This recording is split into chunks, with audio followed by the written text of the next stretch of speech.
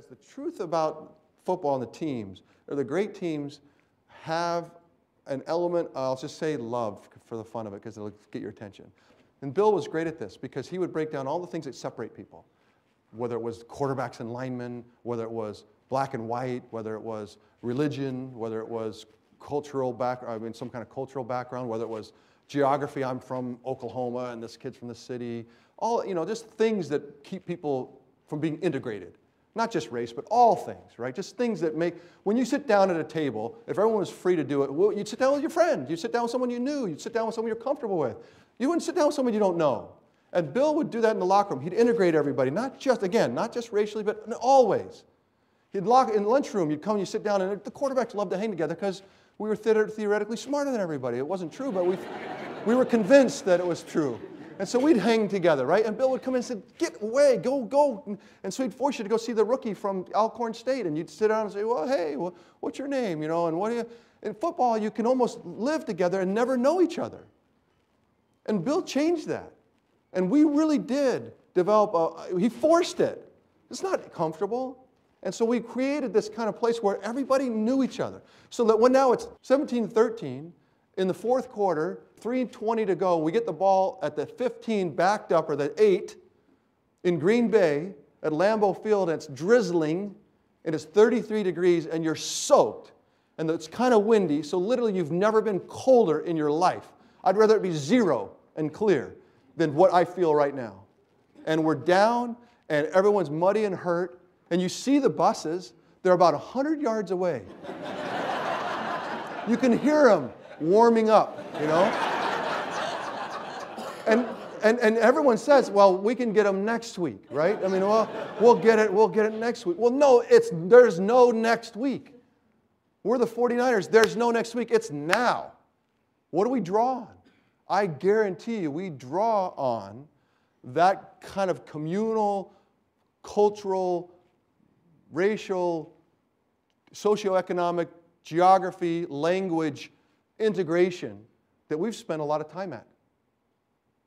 And we're good, and maybe better than the Packers that day because of it. 202 times in my career I threw an interception. That's when you throw it to the other team. And just so we're on the same page. Every time it happened, every time, your teammates have this instinct to turn back and go, what are you doing? Why'd you do that? And so when 80,000 people are, grumbling and everyone's turning around to say, why'd you do that? Your natural instinct is to explain it. I didn't do it on purpose. I promise. I didn't mean to throw it to that guy, How many times did I want to go to the sideline at the Candlestick and get the microphone over the whole EPA and say, excuse me, I did not intend to throw it to that guy. That ball was tipped by the big, dumb defensive lineman. It was actually a perfect pass to Jerry Rice, but unfortunately, the big dummy got in the way. Thank you very much. You want to explain it. You want to tell them, hey, look, stuff happened. There's intervening circumstances. There's all this stuff that and you want to tell especially your teammates. So you explain it. And so for the first 50 of my career, I would explain it, and they'd all go on the sidelines, and they go. And the coach would say, what happened out there? And they know, well, he's not Joe. He's not, we're working with him, And finally I realized it's not working. Explaining it, which is a natural reaction, is not working. So I changed my tune. And the interceptions come, so you just wait for the next one. So the next one, they turn to me like, you did it again, why? I said, well, I'll tell you what. It's my fault, right? The ball was in my hands, and now it's in their hands, okay? I did it. I'm responsible. But I'll tell you what we're going to do. We're going to go to the sidelines, get a drink of water, rest up, and we'll come back on the field, we'll go down and win the game. What do you say? Oh, yeah, we can do that. They go to the sidelines. Coach says, what happened out there? Oh, well, my guy came early. I let him go and hit Steve as he was trying to throw. And the receiver, well, I was supposed to break it at 10, and I did it at 12. All of a sudden, accountability kind of got flushed into the system. Everybody's like, hey, if Steve's in... Steve took it because it was his. Then I got to take my part.